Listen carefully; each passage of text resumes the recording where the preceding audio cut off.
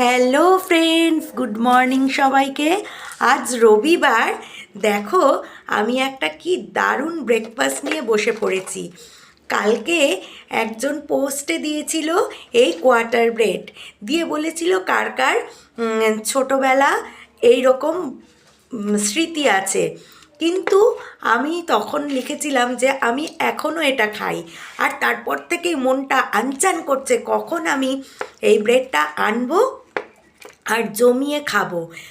তো কালকে রাত্রিবেলাতেই এই ব্রেডটা আনিয়ে রেখেছি। আমাদের এখানে অনেক বেকারি আছে, খুব ভালো পাওয়া যায়, একদম নরম তুলতুলে। আর আমি খুব সুন্দর করে এটাকে টোস্ট করেছি।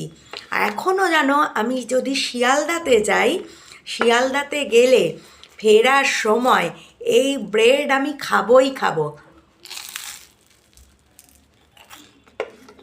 শিয়ালদা স্টেশনের বাইরে, মানে সুরেন্দ্রনাথ কলেজ ওই দিকটা, যে দিকটা দিয়ে বেরোতে হয়, ওই দিকটাতে এরকম ব্রেড টোস্টের অনেক দোকান আছে। আমি ওখান থেকে ব্রেড টোস্ট কিনে ট্রেনে বসি। ট্রেনে বসে আরামসে এই ব্রেড টোস্টটা মানে এনজয় করতে করতে আসি। মানে এটা যে সকালবেলায় শুধু ব্রেকফাস্টেই চলে তা নয়, এটা আমার যে কোনো সময়ের জন্য অত্যন্ত প্রিয়।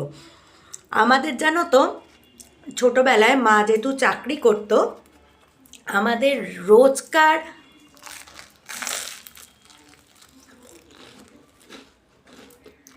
সকালে কিন্তু ব্রেড বাটারটা আমরা খেতাম।